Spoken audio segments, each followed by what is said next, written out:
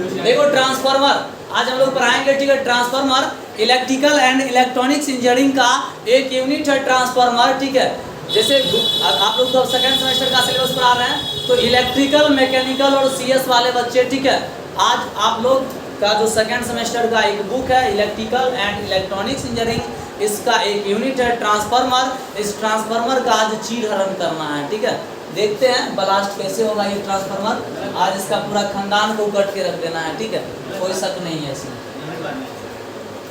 Electrical का paper है, electrical का टीचर है, इलेक्ट्रिकल का मैक्सिमम बच्चा है, तो इलेक्ट्रिकल का तो आज सत्यानाश होने वाला ही है। आइए हम लोग देखते हैं ट्रांसफार्मर होता क्या है। तो ट्रांसफार्मर अगुआ होता है भाई, अगुआ मतलब मीडिएटर होता है, शादी में रखने का काम करता है। अरे इसका ट्रांसफार्मर जो है ना, ये क्या है, जैसे देखो शादी में अगुआ क्या काम करता है, इधर के बात को उधर करता है ना, वैसा ही ट्रांसफार्मर भी क्या करता है, इलेक्ट्रिकल एनर्जी को एक सर्किट से दूसरे सर्किट में ट्रांसफर करने का काम करता है, ठीक है। ट्रांसफार्मर जो है इलेक्ट्रिकल एनर्जी को एक सर्किट से दूसरे सर्किट में क्या करेगा, ट्रांसफर करेगा, ठीक है। इधर से लेगा किसी को दे देगा, ठीक है, ट्रांसफर करने का काम करता है। लेकिन उसमें आप वो अपने अनुसार, जरूरत के अनुसार वोल्टेज को कम बेसी कर सकता है, घटा बढ़ा सकता है, करंट को कम बेसी कर सकता है, लेकिन पावर लगभग कांस्टेंट ही रहेगा, ठीक है। ट्रांसफार्मर के इधर भी और उधर भी, दोनों साइड में, ठीक है।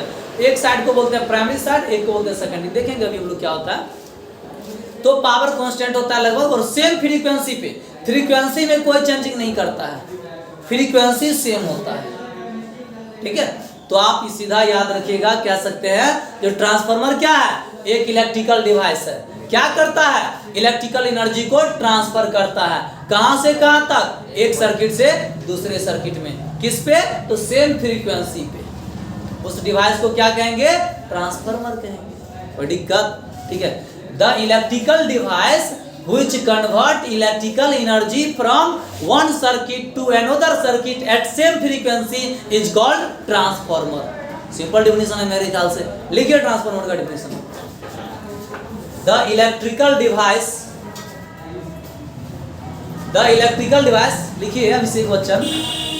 The electrical device which convert electrical energy which convert electrical energy, एक मिनट क्या लिखा, which transfer electrical energy, sorry convert को काट के ट्रांसफर कर दीजिए, sorry, which transfer electrical energy, which transfer, ठीक है, electrical energy from one circuit, which transfer electrical energy from one circuit to another circuit, which transfer electrical energy from one circuit to another circuit is called transformer, is called transformer। Light cut गया है भाई। Electrical का जो भी बच्चा है, ठीक है, थ्योरी के साथ प्रैक्टिकल करना है तो जरूर आ जाना, ठीक है, वरना तो बाकी सब तुमको लूट के रख लेगा, ठीक है। फिर कहोगे मुझे अपनों ने क्या लूटा, मुझे हाँ अपनों ने लूटा, गैरों में कहाँ दम था। मतलब तुझे मास्टरवा के पास पर आता वही तुमको लूट लिया, दोसर में कहाँ दम था। कहने का मतलब है, मान लो, ठीक है, जो सिलेबस भी फर्स्ट सेमेस्टर में नहीं तुम्हारा खत्म किया, रुपया ले लिया और फिर से वही कमीना के पास पढ़ेगा, तो बढ़िया से फिर तो लूटवे करेगा भाई। तुमको लूटने की, लुटवाने की इच्छा, तो लूटने वाला का कमी थोड़े है, वो तो लूटेगा ही भाई, सिंपल है। तो वो आप पे सो पैसा आपका, सोच समझ आपका, ठीक है, आगे आपका फ्यूचर आपका है, ठीक है भाई। अभी ब्रांच पेपर बढ़िया से नहीं पढ़ोगे तो क्या होगा, आगे जॉब नहीं होगा, जॉब नहीं होगा तो बढ़िया लड़की से शादी नहीं होगा, कोई काली कलूटी मिल जाएगी, जिंदगी काटते रहना, ठीक है। तो पढ़ता गदिल भाई, मैक्सिमम लड़का गदिल पढ़ता है। जो नौकरी करेंगे तो बढ़िया है, 4 चक्का खरीदेंगे, फिर क्या काम करेंगे, चले दो, कोई दिक्कत नहीं है, शादी होगा, ठीक है, बढ़िया लड़की से, फिर उसके साथ घूमेंगे फिरेंगे, मौज करेंगे, ठीक है। मेनली तो सब उसी के लिए पढ़ता है ना। तो चलो हम लोग देखते हैं ट्रांसफार्मर देख लिए, ठीक है। अब हम लोग देखते हैं इसका प्रिंसिपल, ये किस सिद्धांत पे काम करता है, गाइडिंग दीजिए। प्रिंसिपल देके डस दीजिए। देखिए ट्रांसफार्मर जो होता है ना, वो बाबा फैराडे साहब के इलेक्ट्रोमैग्नेटिक इंडक्शन के सिद्धांत पे काम करता है। यानी ट्रांसफार्मर जो है वो Faraday's law of electromagnetic induction का सिद्धांत, यानी फैराडे साहब का जो इलेक्ट्रोमैग्नेटिक इंडक्शन का सिद्धांत था उस पे काम करता है। कोई पूछे ट्रांसफार्मर किस सिद्धांत पे काम करता है, तो Faraday's law of electromagnetic induction के सिद्धांत पे काम करता है। सिंपल भाई। कोई पूछ देगा भाई ये Faraday's law of electromagnetic induction होता क्या है, तो कहेगा रुक बेटा अभी तुमको हम बताते हैं, इलेक्ट्रिकल का बच्चा है हमसे पूछो ना, बढ़िया से बताएंगे, बढ़िया से उसको समझा देना। कहना देख भाई ई कंडक्टर छे, ठीक हो, ई कंडक्टर हो, आई में तू करंट पास कर, आई में तू करंट पास कर भी तो की होता है ई कंडक्टर क्या चारों ओर मैग्नेटिक फील्ड बनते हैं। आई थोड़ा दूसर का कंडक्टर छो, ई की काम करते एकर मैग्नेटिक फील्ड में जब आते ना तो एकर मैग्नेटिक फील्ड बाधित होते भाई। अब मान ली एगो कोई गुंडा है, पूरा कैदराबाद एगो गुंडा का पावर के अंतर्गत है, अब कोई दोसर का गुंडा एकरा में अतः तो एकर पावर में बाधा आते कि नहीं आते। अरे एगो जंगल में दूगो शेर अतः तो एगो शेर के शिकार में बाधा आते कि नहीं आते, हाँ तो वहाँ पर तो मारपीट तो होबे करते, जाके ओरा धूमधड़ाम कर देते, पक्का कर देते ना। अरे सिंपल सी बात, वही बात है, ये कंडक्टर है चारों ओर मैग्नेटिक फील्ड बन, करंट पास के लिए चारों ओर कथी बनले मैग्नेटिक फील्ड बनले। ये कोई अदर कंडक्टर है इस मैग्नेटिक फील्ड के अंदर रहते तो एकर मैग्नेटिक फील्ड का कट करते।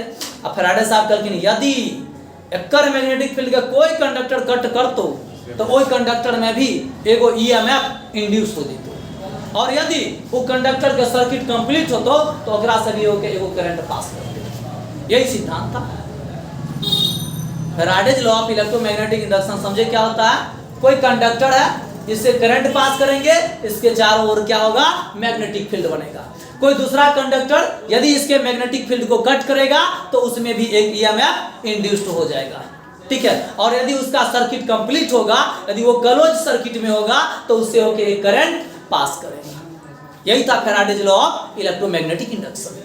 कोई डाउट है भाई, कंडक्टर है करंट पास करेंगे चारों ओर कथी बनेगा मैग्नेटिक फील्ड। अब कोई दूसर का कंडक्टर उस मैग्नेटिक फील्ड को कट करेगा तो क्या होगा, उसमें भी एक ईएमएफ इंड्यूस्ड हो जाएगा। और यदि इस कंडक्टर का यदि सर्किट कंप्लीट हो तो इससे वो करंट क्या करेगा पास करेगा। कोई डाउट नहीं, डाउट हो तब लिखिए, पहले प्रिंसिपल लिख लीजिए। लिखिए transformer works on the Faraday's law of electromagnetic induction. Transformer works on the Faraday's law of electromagnetic induction. Transformer works on the Faraday's law of electromagnetic induction. जिस दिन आप लोग को प्रमोट के नोटिस आएगा उसके कल होकर के, ठीक है, आप लोग का ऑनलाइन क्लास, ठीक है, स्टार्ट हो जाएगा। आप प्ले स्टोर से आप लोग पॉलिटेक्निक गुरु नाम से एप्लीकेशन होगा, उसको डाउनलोड कर सकते हैं। डाउनलोड करने के बाद आप मेरा क्लास ऑनलाइन परचेज कर सकते हैं। और डेमो क्लास देखना है मेरा तो यूट्यूब पे ये सारा वीडियो अपलोड होगा, यूट्यूब पर देख सकते हैं तो मेरा पढ़ाने का कैसा तरीका है, ठीक है। अच्छा लगे तो ज्वाइन कीजिए, नहीं अच्छा लगे तो भटकिए, कोई दिक्कत नहीं है, सिंपल है भाई। और दूसरी बात, ठीक है, कोई भी बच्चे यदि मेरे यहाँ आइएगा, मेरे वीडियो यदि देख रहे हो और अच्छा लगे मेरे यहाँ आइएगा तो पहले सोच लीजिए, बच्चा चाहे वीक हो या स्ट्रांग हो, मुझे उससे मतलब नहीं है। आप यदि मेहनती है तो मेरे यहाँ आइएगा, अदरवाइज बहुते कोचिंग खुलल है वहाँ जाके पढ़ लीजिएगा, मेरे यहाँ आइएगा ही नहीं तो मंगनी हम बेइज्जत उज्जत करके भगा सकते हैं, ठीक है। इसलिए अच्छा मेहनत करना चाहते हैं तो वीक बच्चा भी है, कितना भी आपका जीरो बेस है, मेरे यहाँ आइए, मैं पूरा कोशिश करूँगा आपका बेस को मैं स्ट्रॉन्ग कर देंगे। स्पेशली इलेक्ट्रिकल के बच्चा को बोल रहे हैं, थ्योरी के साथ प्रैक्टिकल करना है तो जरूर आना टेक्निकल। तो आप देखते हैं, थोड़ा लिख लेते हैं जो अब हम साइड में, ये फैराडेज लॉ होता क्या है, Faraday's law of electromagnetic induction. ये इसमें जरूरी नहीं है लेकिन हेडिंग दे दीजिए Faraday's law of electromagnetic induction, कहीं रफ में लिख लीजिएगा, इसको घेर दीजिएगा, चलिए इसका इसमें जरूरत नहीं है पर लिख लीजिए, जानना जरूरी है आपको, ठीक है। अधिक चर्चा उठा है तो क्या हीरो की तरह रुमाल मचा रहा है। Faraday's law of electromagnetic induction, ठीक है, एकदम मस्ती में पढ़िए, ये टेंशन लाइज कभी मत लीजिए जाके हमको एग्जाम देना पड़ा, जब आएगा एग्जाम देंगे, टेंशन क्या है भाई, मस्ती में बोलो एकदम माइंड से, ठीक है, टेंशन फ्री रखो, ठीक है। तो फैराडेज लॉ एक बार हम फिर से बता देते हैं, देखो एक हम एग्जाम्पल से आपको इजीली क्लियर कर देते हैं। मान लो एक लड़की है, ठीक है, और उसको दो लड़का लाइक कर रहा है, ठीक है, और वो जहाँ पे मान लो एक लड़की जहाँ पे है, ठीक है, एक लड़का उसी रेंज का उसी एरिया का है और एक लड़का दूसर का एरिया का है, तो पावर केकर होगा भाई? जो वो एरिया में होगा, चारों तरफ ओकर पावर होगा। अब मान लो वो लड़का आदि ओकर एरिया में आएगा तो मुंगरा से वो लड़का ओकर गोर हाथ तोड़ देगा कि नहीं तोड़ देगा? तोड़ ही देगा, ठीक है। और यदि ओकर सर्किट यदि कंप्लीट है तो बढ़िया से हड्डी उड्डी तोड़ के ऊपर पहुँचा देगा, ठीक है। तो वही बात है, कोई कंडक्टर है, करंट पास करेंगे, चारों ओर मैग्नेटिक फील्ड बनेगा, अदर कंडक्टर उस मैग्नेटिक फील्ड को कट करेगा, उसमें एक ईएमएफ इंड्यूस्ड हो जाएगा, यदि उसका सर्किट कंप्लीट होगा उससे होके भी एक करंट पास करेगा। That is Faraday's law of electromagnetism. लिखेंगे इसमें, when A current is passed through a conductor, when A current is passed through a conductor, when A current is passed through a conductor, when a current is passed through a conductor, then a magnetic field is produced, then a magnetic field is produced around the conductor.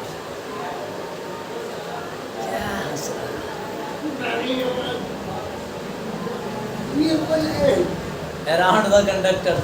वो तो तुमको कुछ नहीं बोल रहा है बच्चू दास, तुम खुद बोल रहा है बहुत कुछ। अराउंड द कंडक्टर वो बोल रहा है, चलो। Around the conductor, when another conductor, when another conductor cuts this magnetic field, when another conductor cuts this magnetic field, when another conductor cuts this magnetic field, then an EMF is also induced, then an EMF is also induced in that conductor, in that conductor, ठीक है। If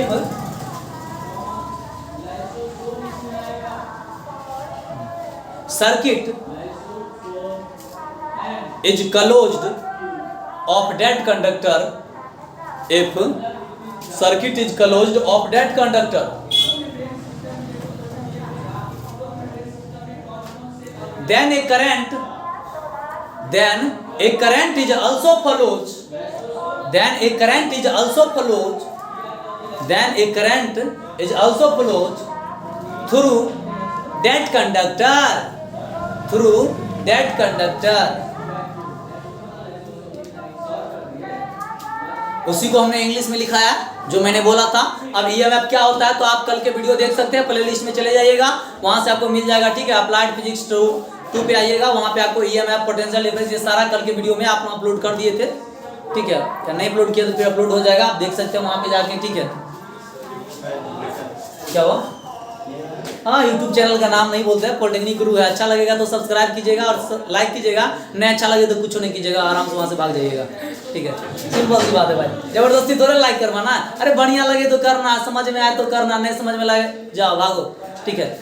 परम भक्ति दिखाने की मेरे पास जरूरत नहीं है। देखो भक्त बनना, ठीक है, सभी को बोल रहे हैं, चाहे ऑनलाइन जो अभी वीडियो मेरा देखेगा बाद में उसको भी, भक्त किसी का बनना, लेकिन अंधभक्त मत बनना। अंधभक्त बनोगे ना तुमको पहाड़ पे चढ़ा के धकेल देगा नीचा, ठीक है। देखा होगा फर्स्ट सेमेस्टर में ढेरों टीचर सब 5000 रुपया ले लिया होगा, आ कमीना सब सिलेबस इंड नहीं किया होगा, लास्ट में बोले प्रमोट तब कर रहे थे तो की कर भी पढ़ के जूता खोलो, ठीक है, जो भी कंपनी का जूता है और दोनों गाल पे बढ़िया से लगा दो के जूता, ठीक है। और फिर भी अब उस बच्चा को भी हम कहेंगे, वो बच्चा फिर भी सेकंड में उसी के यहाँ पढ़ रहा है, तो साले तुमको शादी करना है उससे, क्या ब्याह करना है तो जाके करो उससे, ठीक है। पढ़ना है तो छोड़ दो, वहाँ जहाँ भी सिलेबस नहीं सब, हम ये नहीं कहते मेरे यहाँ पढ़ो, अरे भाई जहाँ पढ़ना पढ़ो, जहाँ अच्छा लगे पढ़ो, लेकिन कुछ बात का आप ध्यान रखो। अभी फर्स्ट सेमेस्टर में आपको बर्गर लाएगा, अच्छा लगे, समझ में आ रहा है, सिलेबस रीड कर रहा है, एक सेमेस्टर आप देख चुके हो तो पढ़ो, और नहीं 1 घंटा में आधा घंटा पढ़ाएगा, बढ़िया नहीं मजेगा, छोड़ दो, भाग जाओ ओपनली मुंह पे बोल के उसको। मेरे यहाँ भी यदि ऐसा किसी को लगे तो ओपनली जा सकते हो, कोई दिक्कत नहीं है, ठीक है। और पहली बात इस सेमेस्टर में फुल डिसिप्लिन फॉलो करना। यदि बीच में यदि बिना पूछे निकल गया, कुछ कर गया तो सीधे चप्पल खोल के चपला के भगा देंगे इस बार, ठीक है। समझ में आ गया होगा, ठीक है। हेडिंग दीजिए कंस्ट्रक्शन।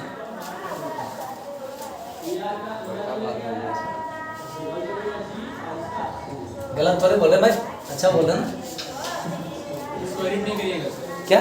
एडिट नहीं करिएगा। नहीं सर, एडिट किसी भी चीज को नहीं हटाना है, एकदम जो बोल रहे हैं सब चलेगा सर, कोई दिक्कत नहीं है, गलत नहीं बोल रहे हैं। जब शांत दिमाग से सोचोगे ना तो आपको भी समझ में आएगा कि सर सही बोल रहे हैं, ठीक है। लाइफ बहुत कॉम्प्लिकेटेड हो गया। एक बात बताओ ना, फर्स्ट सेमेस्टर में हर बार 11,000 बच्चा एडमिशन लेता है ना। 11,000 बच्चा में बिहार में कितना बहाली निकलता है? 300 सीट भी बहाली नहीं निकलता है प्रत्येक साल बिहार में। माता मान लो 500 भी यदि निकल गया तो 500 बच्चा हुआ, 10,500 बच्चा कहाँ जाएगा भाई? वो घास काटने जाएगा।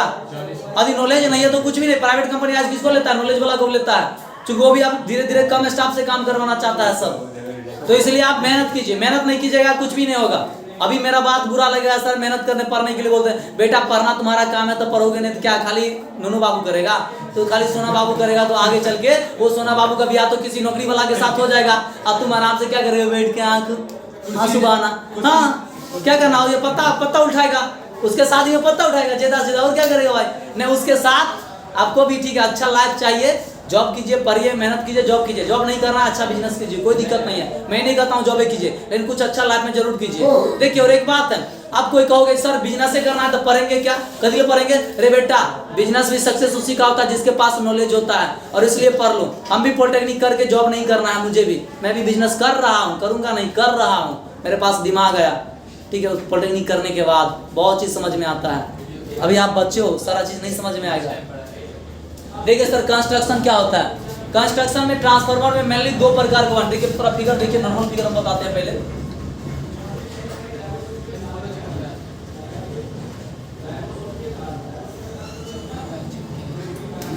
ये कोर है, कोर जिसके ऊपर हम लोग वाइंडिंग करते हैं, ठीक है, उसको कोर बोलते हैं। ट्रांसफार्मर में जिसके ऊपर हम लोग वाइंडिंग करते हैं ना, उसको कोर बोलते हैं। ये 2 वाइंडिंग है, ठीक है। हाँ, 2 वाइंडिंग होता है। एक प्राइमरी वाइंडिंग, इसको हम लोग बोलते हैं प्राइमरी वाइंडिंग, और इसको बोलते हैं सेकेंडरी वाइंडिंग, ठीक है। देखिए, ये प्राइमरी वाइंडिंग जो है वो सोर्स से जुड़ा हुआ होगा, ठीक है, ये सोर्स से जुड़ा होता है, और सेकेंडरी वाइंडिंग आपको लोड से जुड़ा हुआ होता है। प्राइमरी वाइंडिंग सोर्स मतलब इसको सप्लाई के रूप में देंगे, सोर्स के रूप में, सोर्स से जुड़ा होगा, और सेकेंडरी वाइंडिंग किससे जुड़ा होता है? लोड से जुड़ा होता है। तो देखिए, अभी हम आप लोग को संक्षेप में पढ़ा रहे हैं, ऐसा नहीं जो इतना ही है। जब आइएगा आप इलेक्ट्रिकल 4th सेमेस्टर वाले बच्चे, इलेक्ट्रिकल वाले जब 4th सेमेस्टर में आइएगा तो वही ट्रांसफार्मर जो है, एक बुक है आप लोग का 4th सेमेस्टर में, डीसी मशीन, ठीक है। और डीसी मशीन में पूरा एक बुक ही खाली ट्रांसफार्मर पढ़ना है। 70 नंबर का क्लास है, उसमें 70 नंबर में 50 नंबर खाली ट्रांसफार्मर ही पढ़ना है। तो सर अभी हम संक्षेप में पढ़ाएंगे, समझिए बउआ के लेवल पे, और आगे जब आइएगा 4th सेमेस्टर में तो पूरा एकदम जवान के लेवल पे पढ़ाएंगे, ठीक है। हाँ, तो अभी समझो दूध पीवा अच्छी हो। यहाँ पे तो लिखे फिगर बना लीजिए पहले कंस्ट्रक्शन में। चलिए बुआ, यहाँ पे हो चुका है, आप फिगर ड्रॉ कर सकते हैं, ठीक है, स्क्रीनशॉट ले लीजिए, क्लियर। चलिए अब हम लोग देखते हैं, ठीक है, लिखते हैं कंस्ट्रक्शन में। तो लिखिए, डैश दीजिए, कोड देके डैश दीजिए, CORE कोड देके डैश दीजिए।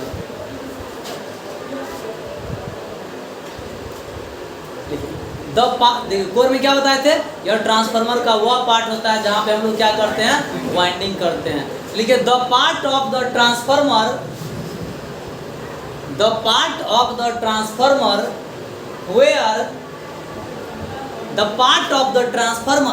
where winding is placed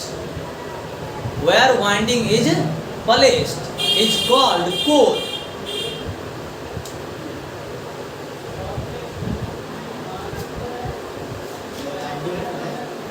The part of the transformer where winding is placed या winding is wound भी बोल सकते हैं, WOUND, ठीक, wound is called क्या?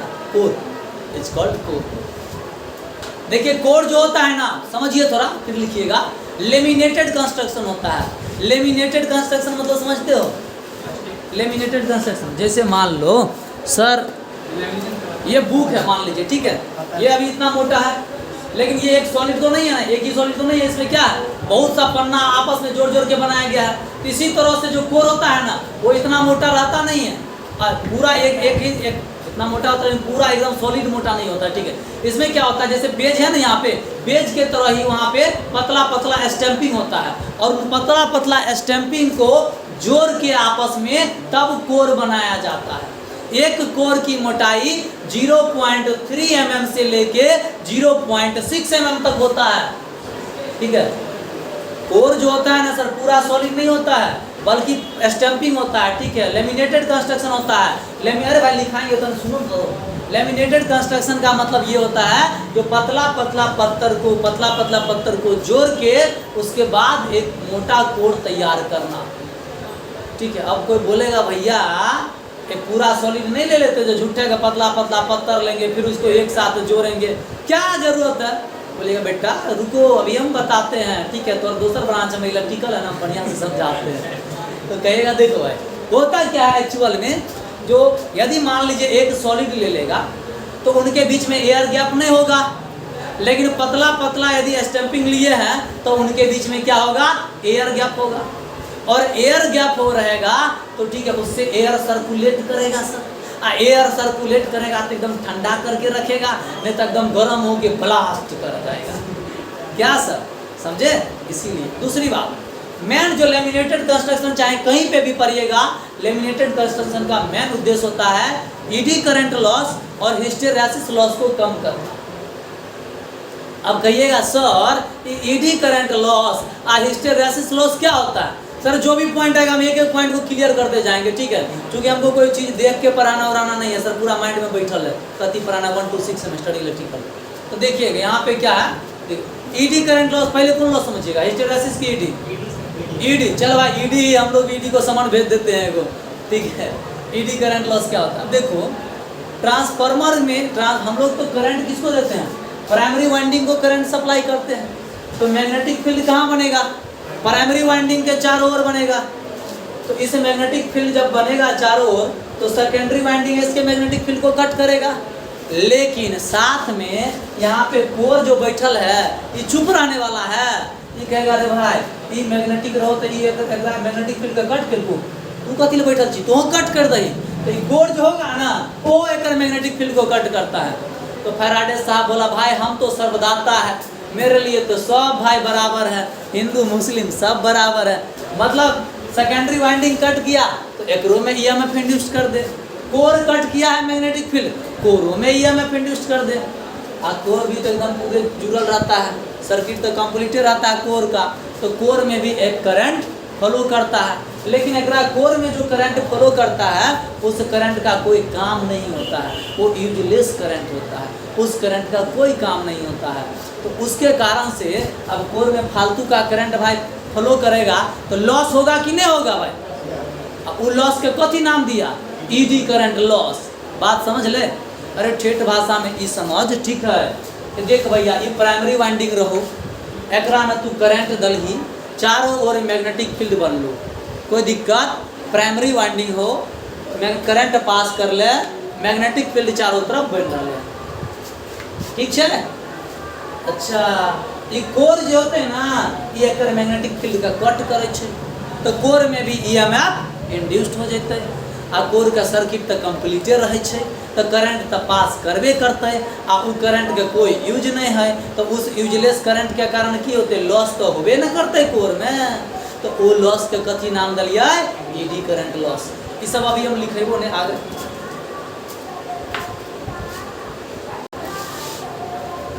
चलो बढ़िया बात बताता तो भेज दे डायरेक्ट अकाउंट में। देखो यहाँ पे हम लोग क्या चले थे, हाँ तो वो ईडी करंट लॉस था। अब थोड़ा हिस्टेरेसिस लॉस भी पढ़ लीजिए भैया। एसी का ग्राफ हम पहले दिन बताए थे आपको, साइनोसॉइडल होता है, इस तरह से होता है एसी का ग्राफ, एकदम सांप की तरह मिलते जाएगा। हाँ साइन थीटा के ग्राफ के जैसा होता है करंट या वोल्टेज का ग्राफ एसी में, ठीक है। तो भाई यहाँ देखो ये जो है रिफरेंस हम जो टाइम एक्सिस लिए हैं, ठीक है। इससे ऊपर ये इधर पॉजिटिव होता है वैल्यू, और इधर क्या होगा निगेटिव, फिर पॉजिटिव, फिर निगेटिव। मतलब ये अल्टरनेट चेंज होते रहता है, प्रत्येक हाफ साइकिल के दौरान ये चेंज होते रहेगा, पॉजिटिव निगेटिव यानी चेंज करते रहेगा। तो सर ये कोर में जो करंट जा रहा है तो पॉजिटिव साइकिल के दौरान ये क्या करेगा, मैग्नेटाइज करेगा, कोर को मैग्नेटाइज करेगा, और निगेटिव साइकिल के दौरान फिर डीमैग्नेटाइज कर देगा, फिर मैग्नेटाइज करेगा, डीमैग्नेटाइज करेगा, मैग्नेटाइज करेगा, ये प्रोसेस चलते रहेगा। तो कोर के बार बार मैग्नेटाइज और डीमैग्नेटाइज होने में जो पावर लॉस होता है ना सर, उसको हम लोग हिस्टेरेसिस लॉस कहते हैं। बात समझे? कोर को बार बार मैग्नेटाइज और डीमैग्नेटाइज होने में जो पावर लॉस होगा उसको क्या कहेंगे, हिस्टेरेसिस लॉस कहेंगे।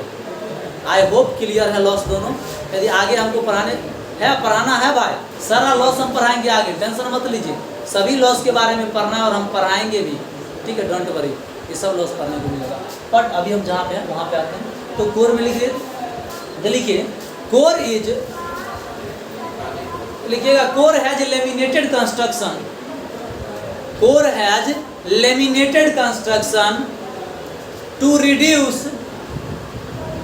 Core has laminated construction to reduce eddy current loss and hysteresis loss, या सीधा ईडी करंट लॉस लिख दीजिए, to reduce eddy current loss, only लिख दीजिए to reduce eddy current loss. Core का जो मेन काम होता है, ठीक है, वो है जो ये जो प्राइमरी वाइंडिंग जो है वो फ्लक्स जो बनाता है, ठीक है, उस फ्लक्स को रास्ता देना। प्राइमरी वाइंडिंग के चारों ओर जो फ्लक्स बनेगा ना, मैग्नेटिक फ्लक्स, उसको रास्ता देना, आगे बढ़ने के लिए रास्ता देना, यानी फ्लक्स को कैरी करने का काम करता है, ठीक है। तो लिखिए the main function of core is to carry the flux, the main function of flux, the main function of flux, core, sorry, the main function of core is to carry, C-A-R-R-Y, to carry, T-O-2, to carry the flux, to carry the flux, सीधा आप कह सकते हैं, ठीक है, ये हो गया। अब दीजिए प्राइमरी वाइंडिंग देकर डैश दीजिए,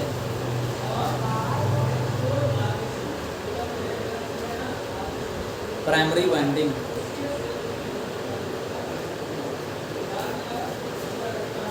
ठीक है। तो देखिए प्राइमरी वाइंडिंग क्या होता है, तो जो वाइंडिंग सोर्स से कनेक्ट होगा ओकरा क्या कहेंगे, प्राइमरी वाइंडिंग कहेंगे। सिंपल है, सप्लाई सोर्स से जो वाइंडिंग कनेक्ट होगा ओकरा कथी कहेंगे, प्राइमरी वाइंडिंग। अब पहले जो कोर पे हम लोग वाइंडिंग करते हैं वो पहले प्राइमरी वाइंडिंग ही करते हैं। यदि हम वाइंडिंग पढ़ाए हैं तो आप लोग को कोशिश, पूरा मेरा टारगेट रहेगा अगला संडे को आप लोग को ट्रांसफार्मर का प्रैक्टिकल करवा दें हम, ठीक है। पढ़ना है तो भाई इसमें प्रैक्टिकल भी कर लेना है, इस बार कोई सब छोड़ना नहीं है। तो अगला संडे ट्रांसफार्मर के ऊपर प्रैक्टिकल चलेगा, डोंट वरी। चलिए तो अब हम लोग लिखते हैं, तो लिखिए प्राइमरी वाइंडिंग में लिखिए the winding which is connected to supply source, the winding which is connected to supply source is called primary winding.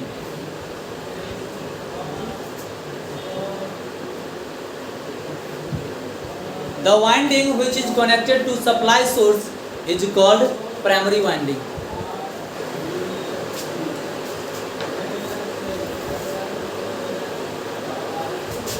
अब सेकेंडरी वाइंडिंग देके डैश दीजिए,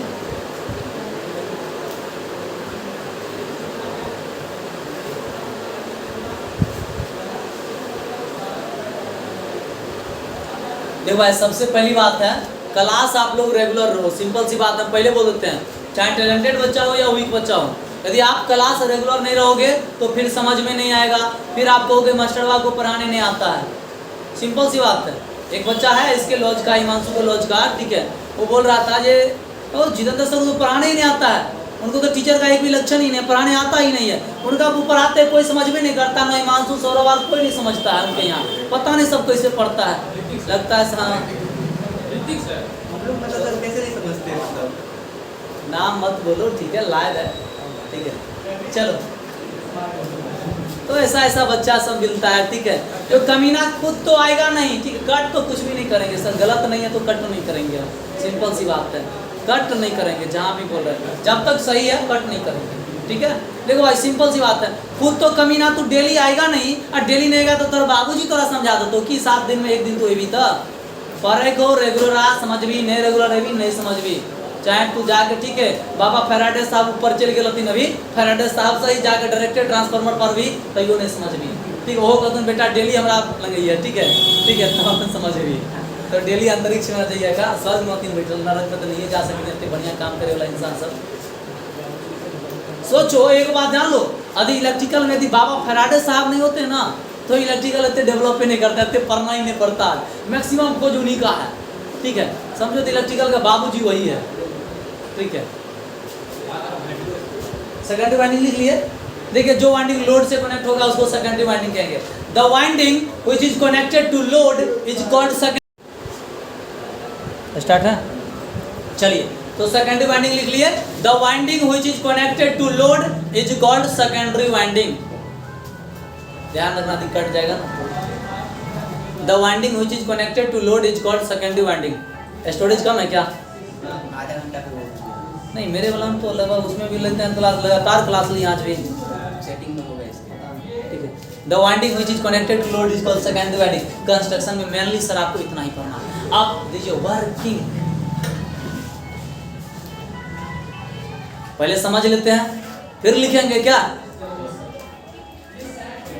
भाई। इतना इजी वे में पढ़ाने के बाद यदि किसी को नहीं समझ में आए तो मेरे ख्याल से चुल्लू भर पानी गिरा दो, डूब के उसमें मर जाना फायदा होगा। क्या सही बात है भाई, इतने इजी से क्या बताए, हिंदी ठेठी इंग्लिश मतली सब यूज कर देते हैं। अब क्या चाहिए भाई, एक आध गो बच्चा क्या कहेगा, सर क्या आप बोलते हैं ना समझ में नहीं आता है, साले तू लंदन से आया हो क्या? सही बात है, ठीक है। एक दो कहेगा सर हिंदी बोलते हैं, नहीं भाई एक क्या से लगता है, कोई हिंदी बोलता है, कोई ठेठी बोलता है, कोई अरे कभी ना हम सब चीज बोलते हैं, तुमको पता था। देखो भाई अब ये पे हम लोग वर्किंग देखेंगे। देखो भाई प्राइमरी वाइंडिंग ये छोड़ना, प्राइमरी वाइंडिंग को आप सप्लाई दे दीजिए। प्राइमरी वाइंडिंग को क्या कीजिए, सोर्स से कनेक्ट कर दीजिए। तो बताइए प्राइमरी वाइंडिंग में करंट फ्लो करेगा कि नहीं करेगा? अब प्राइमरी वाइंडिंग में करंट फ्लो करेगा तो क्या बनेगा, आप ये लोग बताइए क्या बनेगा? मैग्नेटिक फील्ड बनेगा ना रे गधा सब। प्राइमरी वाइंडिंग में करंट पास करेंगे तो प्राइमरी वाइंडिंग के चारों ओर क्या बनेगा, मैग्नेटिक फील्ड। और यहाँ पर कथी बैठल है, सेकेंडरी वाइंडिंग। ये छोटा क्या करेगा, एकर मैग्नेटिक फील्ड को कट कर देगा। ये छोड़ने वाला है, अब एकरा नहीं ना छोड़ेगा। ये क्या काम करेगा, एकरा में ईएमएफ इंड्यूस्ड कर देगा। फैराडे के लॉ के अनुसार एकरा में क्या होगा, ईएमएफ इंड्यूस्ड। अब मान लीजिए एकर सर्किट जो है वो क्लोज्ड होगा तो क्या होगा, एकरा से भी एगो करंट पास करेगा। यही तो हम चाहते थे, यही तो हो गया। कुछ था वर्किंग। अरे भाई प्राइमरी वाइंडिंग को सप्लाई दिया, चारों ओर क्या हुआ, मैग्नेटिक फील्ड बना। सेकेंडरी वाइंडिंग इस मैग्नेटिक फील्ड को क्या करेगा, कट करेगा। तो फैराडे के लॉ के अनुसार क्या होगा, सेकेंडरी वाइंडिंग में एगो ईएमएफ इंड्यूस्ड होगा। और यदि सेकेंडरी वाइंडिंग क्लोज्ड होगा तो उससे होके एक करंट फ्लो करेगा। सिंपल सी बात है। कोई डाउट है तो बोलो, नहीं तो लिखा देते हैं इस बात को। प्रिंसिपली वर्किंग में हो गया कैसे वहाँ पे तो सीधा शॉर्ट में बोले जो Faraday's law of electromagnetic induction के सिद्धांत पे काम करता है, उसी सिद्धांत को आपको वर्किंग में लाना है। वही सिद्धांत लिखा दिए थे सर आप। तो उसको हम लिखा दिए थे, लेकिन अभी थोड़ा अलग घुमा के लिखाएंगे, या ट्रांसफार्मर के केस में लिखाएंगे, वहाँ सीधा प्रिंसिपल लिखाए थे। तो लिखिए sir working. When primary winding of transformer is connected to supply source. When primary winding of transformer is connected to supply source.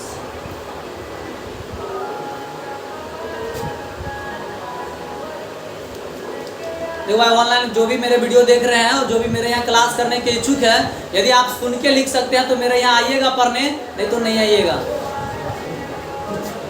ठीक है भाई 20 बच्चा को पढ़ाएंगे, ठीक है, लेकिन 20 बच्चा वो टॉपर बनना चाहिए, चाहे जैसे बने। इस सेमेस्टर में, सेकंड सेमेस्टर में हर एक बच्चा का यदि 600 प्लस नहीं आया ना तो उस बच्चा को क्लास से हम निकाल देंगे, ओपन को बोलते हैं। और लाएगा, नहीं लाएगा तो हो ही नहीं सकता जो नहीं लाएगा। ठीक है जैसे और इस बार किसी को हम ठीक है ये बहाना नहीं सुनेंगे जो आप पढ़ के नहीं आए हो सर आज नहीं सुनाएंगे। जितना पढ़ाते जा रहे हैं रूम पे कंठग्र कर लो, पूरा याद कर लो, किसी दिन हम सुन सकते हैं। और हर संडे को सब्जेक्टिव टेस्ट होगा इस बार सर, ऑब्जेक्टिव नहीं सब्जेक्टिव टेस्ट लेंगे, ठीक है। ताकि इसलिए आप लोग रूम पे पढ़िए। लैंग्वेज तो इतना आसान है जो एक बार जो बच्चा नहीं भी आया है मेरा क्लास किया है वो भी यदि मेरा लैंग्वेज पढ़े तो आधा से ज़्यादा समझ में आ जाएगा, क्योंकि आप लैंग्वेज देख सकते हो, ठीक है। तो कहाँ तक लिखे सर? जोर से भाई आगे बढ़ बोल सकते हो, ठीक है। आवाज़ कोई नहीं सुन लेगा तो क्या लिखा होगा? Primary winding of transformer is connected to supply source, ठीक है। क्या लिखा हुआ है? द प्राइमरी वाइंडिंग ऑफ क्या लिखा है? अच्छा, primary winding of transformer is connected to supply source, then a current पहले करंट पास करेगा तब ना भाई। Then a current flows through the winding through the primary winding, then a current flows through primary winding, then a current flows FLOWS, then a current flows through the primary winding, then a current flows through the primary winding. Due to this a magnetic field is produced, due to this इसके कारण a magnetic field is produced, a magnetic field is produced around the primary winding, around the primary winding. Due to this a magnetic field is produced, a magnetic field is produced around the primary winding, around the primary winding. When secondary winding cuts this magnetic field, when secondary winding cuts this magnetic field, when secondary winding cuts this magnetic field, then according to Faraday's law of electromagnetic induction, then according to Faraday's law of electromagnetic induction, then according to Faraday's law of electromagnetic induction, then according to Faraday's law of electromagnetic induction, ठीक है। then according to Faraday's law of electromagnetic induction, an EMF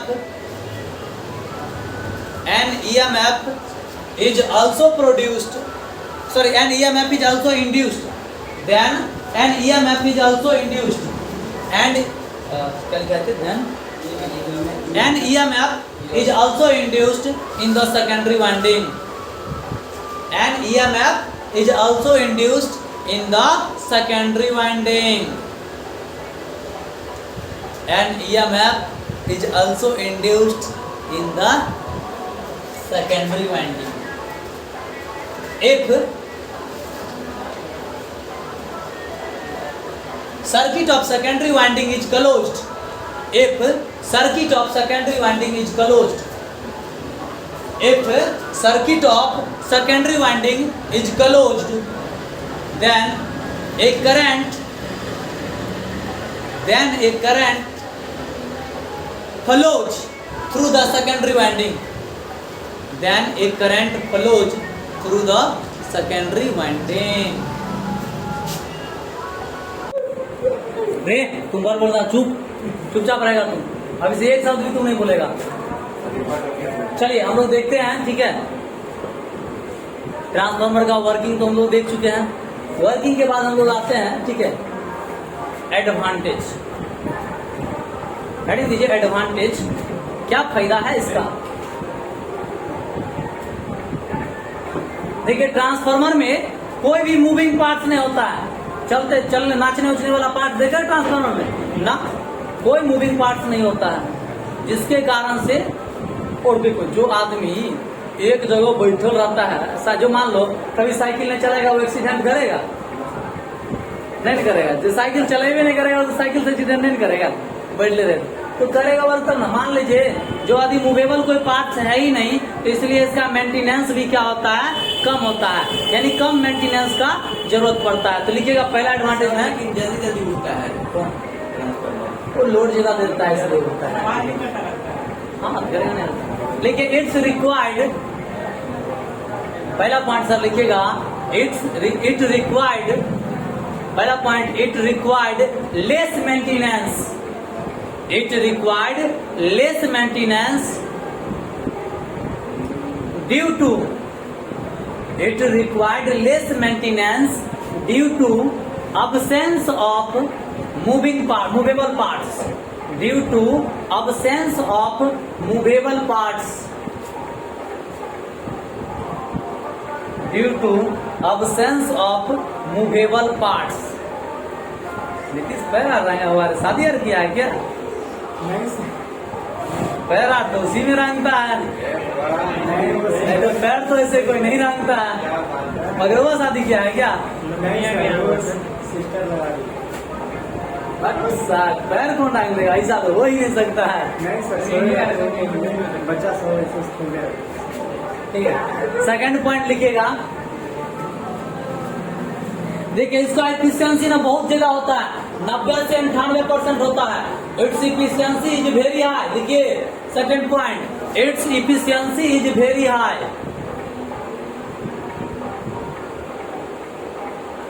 very high. Under bracket में लिखिएगा 90 to 98%, 90 to 98%। ठीक है, तीसरा point देखिए, अगर machine जो होता है ना वो हाई वोल्टेज पे बढ़िया से काम नहीं करता है, सही से परफेक्टली वर्क नहीं करता है, लेकिन ट्रांसफार्मर हाई वोल्टेज पे भी नॉर्मल वर्क आराम से करता है, कोई दिक्कत नहीं है। तो लिखिए it can works, it can normally works, it can normally works at high, very high voltage, at very high voltage.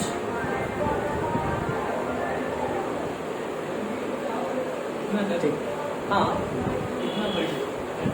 क्या बोले? बोलते अब तो इंडिया में अभी 700 केवी तक हो रहा है, 700 केवी तक आ गया इंडिया। पहले था 410 था, लेकिन अब बढ़ गया 700 तक हो गया। अमेरिका में 1/1024 या 10/20 केवी तक हो रहा है अमेरिका में। हम लोग से वो हमेशा आगे रहता है। जब हम लोग 400 थे तो वो 700 था, हम लोग 700 है तो 1000 है, हम लोग 1000 जाएंगे दूर 1500 पार कर जाएगा। ठीक है, एक चीज है देखिए, ट्रांसफार्मर के द्वारा वोल्टेज को घटाना या बढ़ाना बड़ा आसान है। ठीक है, तो लिखिएगा increasing and decreasing of voltage by the transformer, increasing and decreasing of voltage by the transformer is very easy, increasing and decreasing of voltage by the transformer is very easy।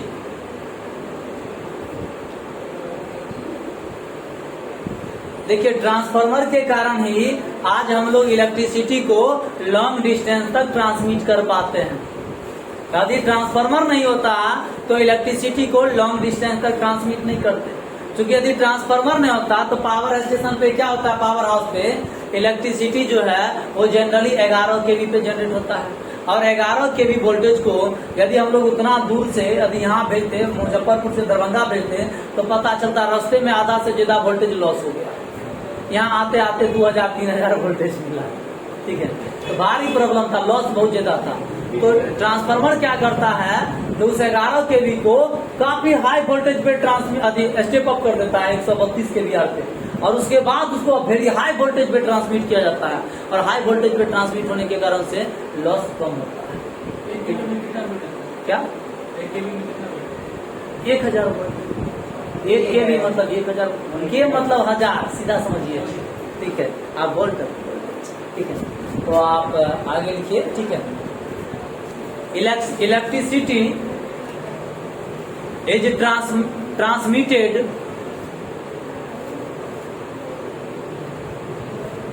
electricity is transmitted for long distance due to transformer, due to transformer।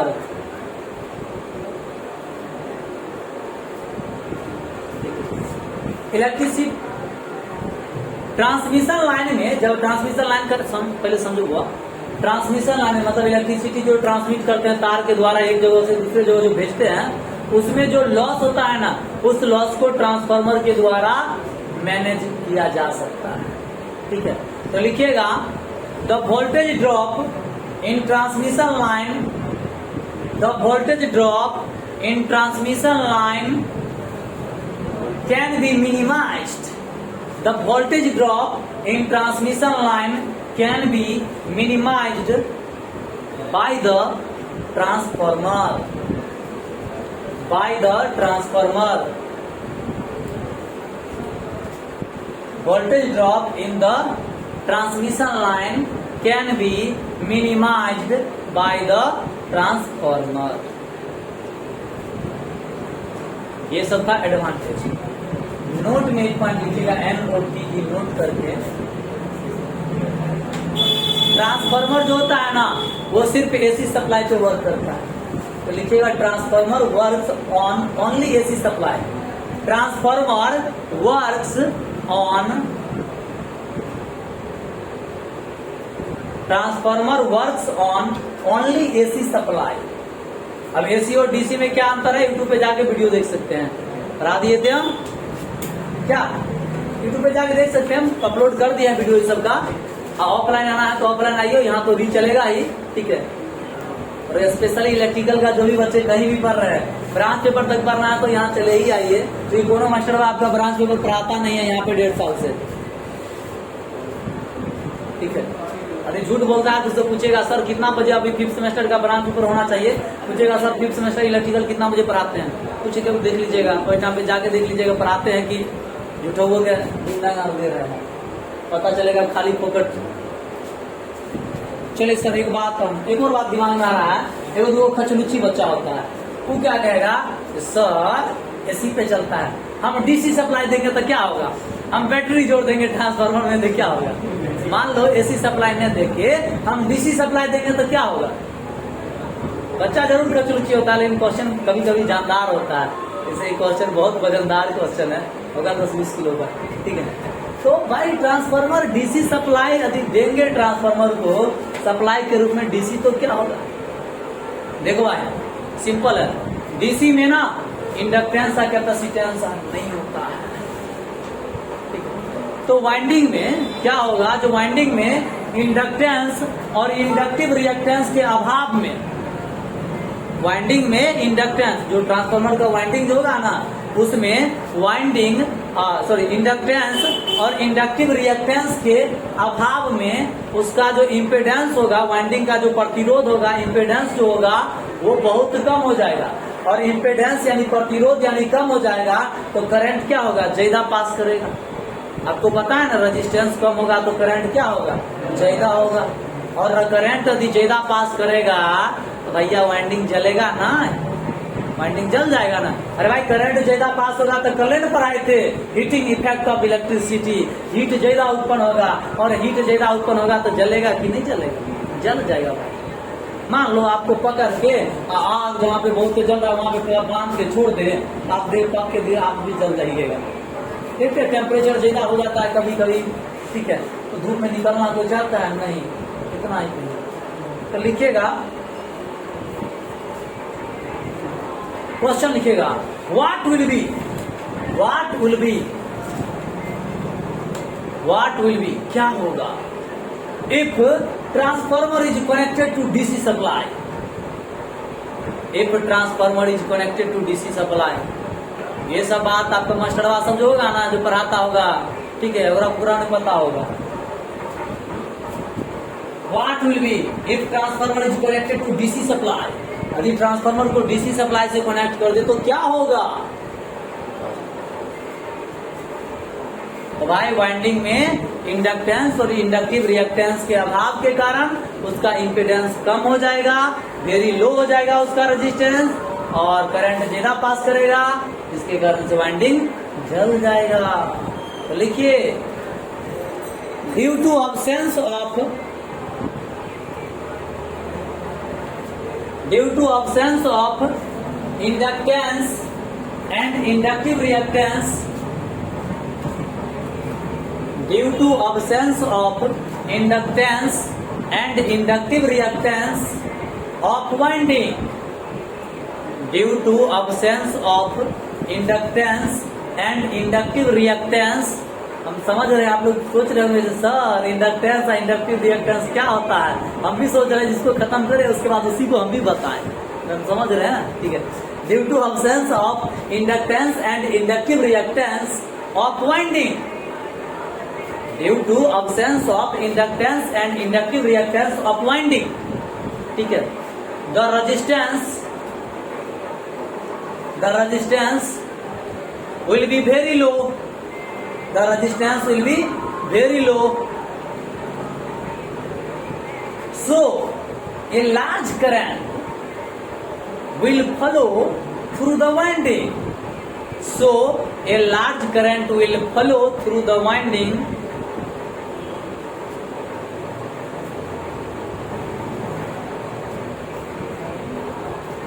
and winding burns, and winding burns, and winding burns, burn मतलब होता है जल जाना, BURN, winding burns after some time, कुछ देर के बाद winding क्या होगा, जल जाएगा।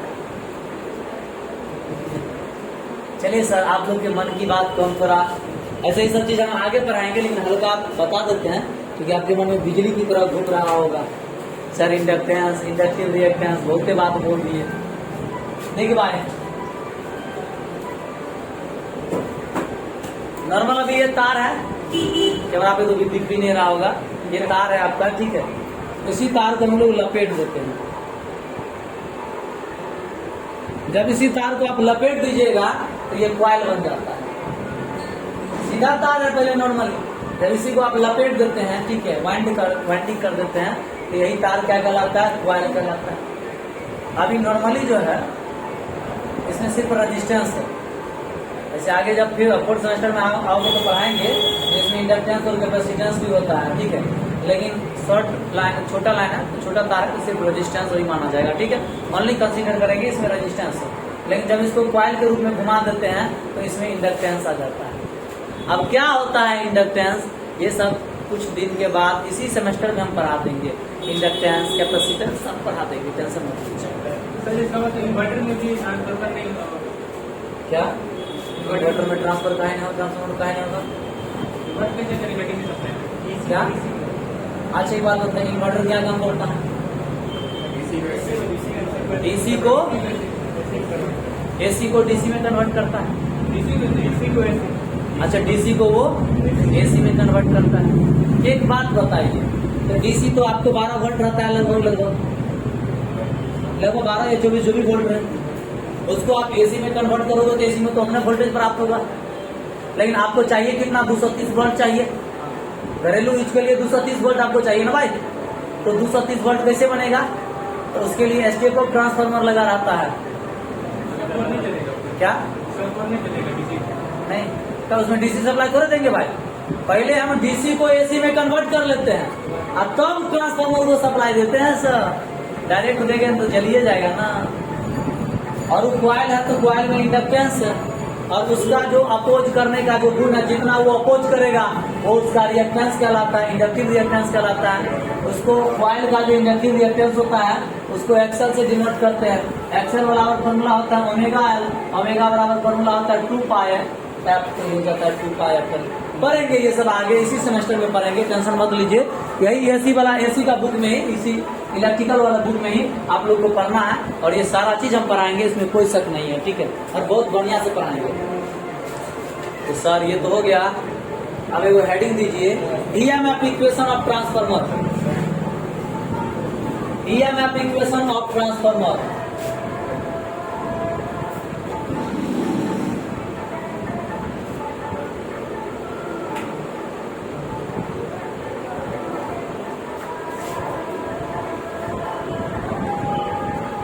EMF equation of transformer.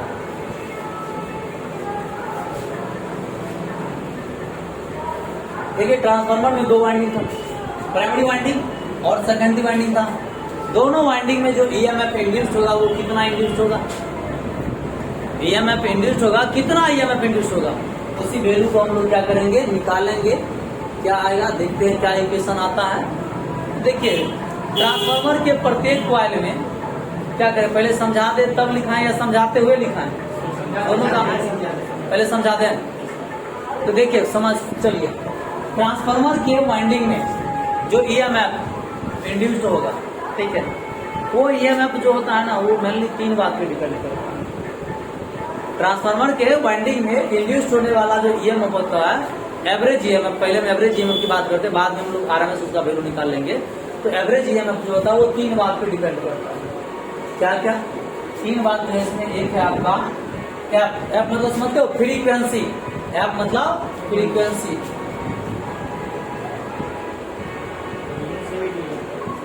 दूसरा फ्लक्स, फ्लक्स सर क्या होता है पीछे में एक याद कीजिए पढ़ाए थे, पर टेंशन मत लीजिए, 1 तारीख से जब स्टार्ट होगा तो सारा चीज फिर से पढ़ाया जाएगा, ठीक है, डोंट वरी। दूसरा फ्लक्स, फ्रीक्वेंसी को एफ से, फ्लक्स को हम लोग फाई से डिनोट करते हैं, और तीसरा नंबर ऑफ टर्न्स, मतलब वाइंडिंग में लपेट की संख्या, जो वाइंडिंग करते हैं टर्न, इसको एन से डिपेंड करते हैं। मेनली इस 3 बात पे डिपेंड करता है, समझते जाइए पहले। तो सर किस पे कैसे डिपेंड करता है, केकरा से कौन रिश्ता है, दिखाना पड़ेगा ना।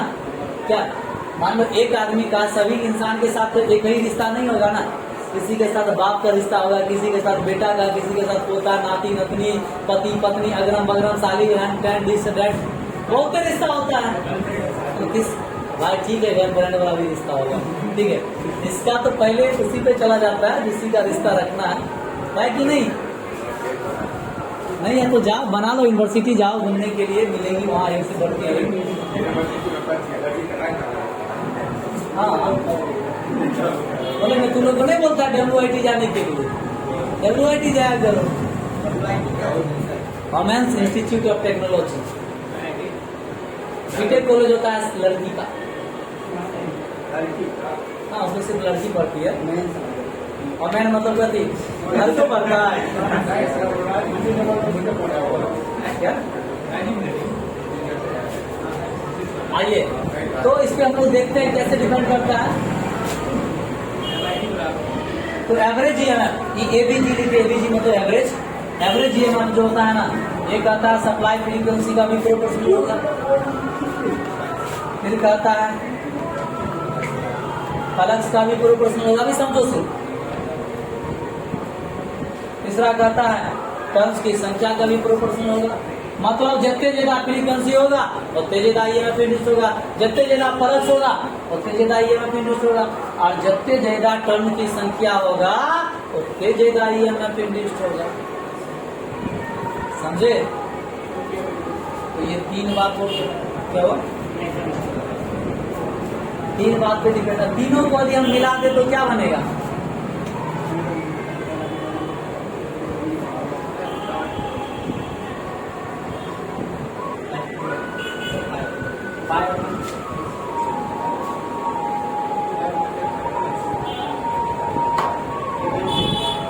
सॉरी मैक्सिमम फ्लक्स पे डिपेंड करता है, फाइम लिखिएगा, मैक्सिमम फ्लक्स,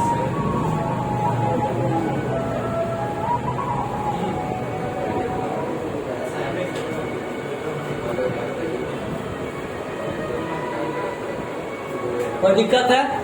एवरेज ईएमएफ का वैल्यू क्या होगा, फाइम एफ एम, फाइम मैक्सिमम फ्लक्स है, और एफ आपका फ्रीक्वेंसी, और एन आपका स्पीड है। के का वैल्यू जनरली 1 होता है, इसलिए मोल ले लिया, ठीक है। अब हम लोग बात करते हैं सर, अभी तो ये तो एवरेज वैल्यू निकालना है, अब हम लोग इसका पहले आरएमएस वैल्यू निकालते हैं।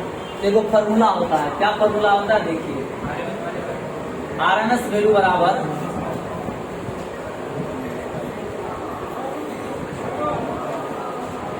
Average value into form factor, ठीक है। तो एवरेज वैल्यू आपका कितना निकला, IM FN, और फॉर्म फैक्टर का वैल्यू होता है 1.11। आगे पढ़ाएंगे फॉर्म फैक्टर क्या होता है, ये भी हम पढ़ा देंगे, ठीक है। एवरेज वैल्यू और आरएमएस वैल्यू का रेशियो होता है form factor.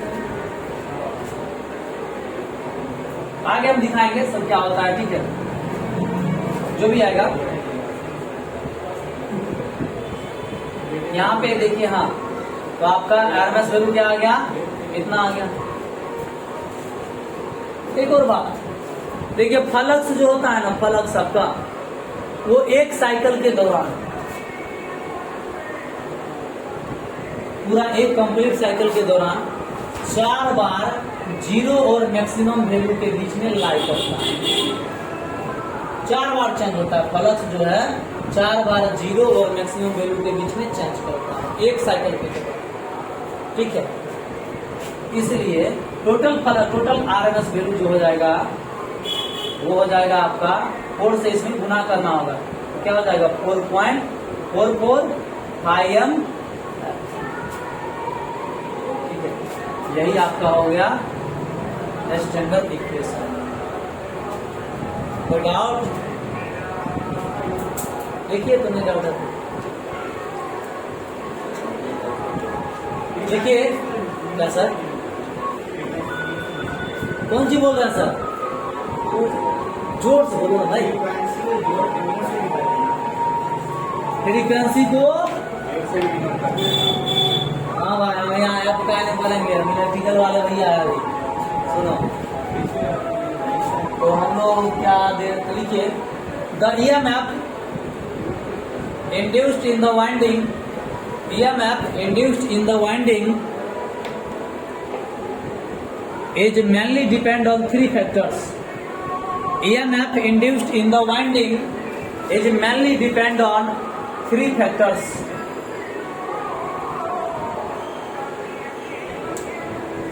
Mainly depend on 3 factors. पहला पॉइंट देखिए, जो आपका एवरेज ईएमएफ होगा ना, वो सप्लाई फ्रीक्वेंसी का समानुपाती होता है। तो लिखेगा EMF is directly proportional to supply frequency. पहला point, EMF is directly proportional to supply frequency. EMF is directly proportional to supply frequency. पहला इक्वेशन लिख लीजिएगा, इधर लिखिए, यहाँ पे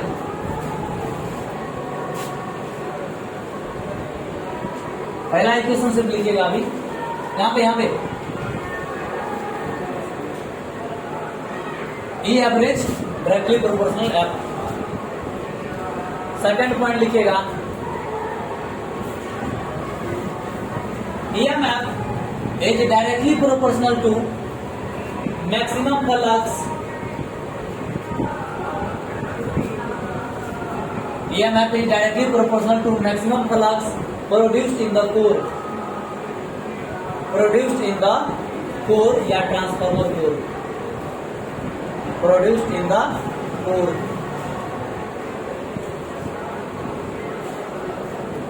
दूसरा इक्वेशन लिख लीजिए,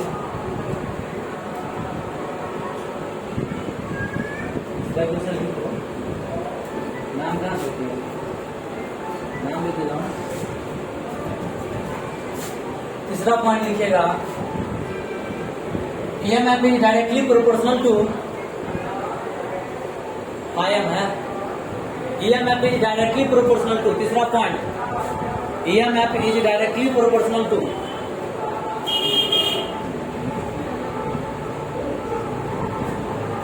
EMF is directly proportional to number of turns in the winding. Number of turns, TURNS, turns in the winding. And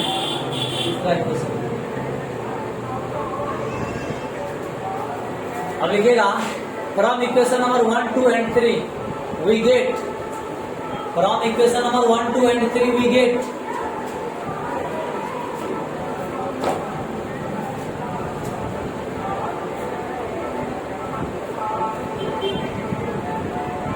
from equation number 1, 2 and 3 we get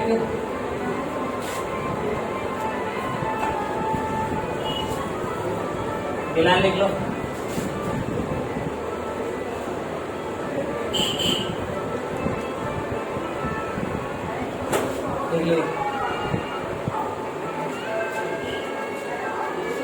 ये लाइन भी लिख लो, यहाँ तक लिख लो भाई, यहाँ तक।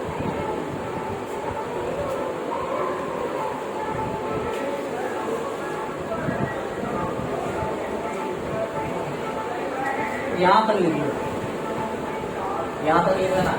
ये आर एन एस बराबर पाई एम एफ एन 1/1.11। ये लास्ट लाइन खाली अभी नहीं लिखना, यहाँ तक लिख सकते हो।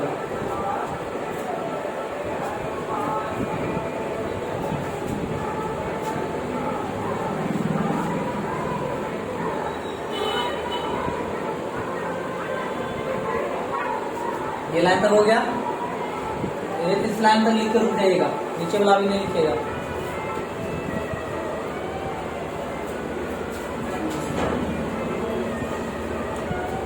कल से क्लास 6 बजे सुबह से चलेगा, इलेक्ट्रिकल, मैकेनिकल और सीएस।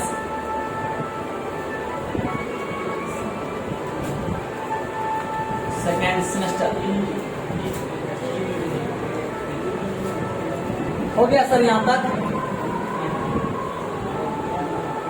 यहां तक लिख लिए। अरे फाइल लिखे हैं, तू फाइल लिखना।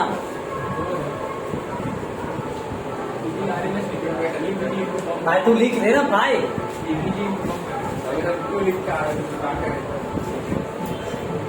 ज्यादा हंसी आ रहा ना। हो गया बोल यहां तक, आगे बढ़े। लिखिए सिंस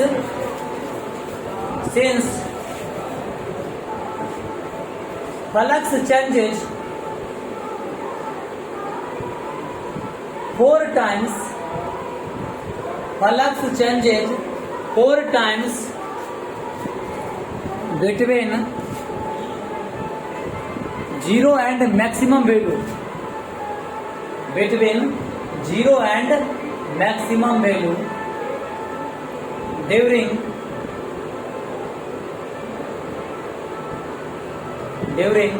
one complete cycle.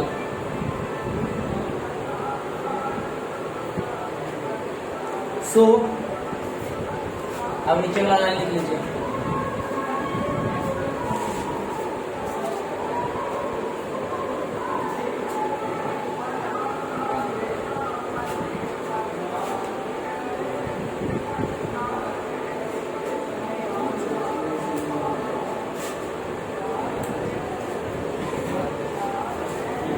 हो गया यहां तक।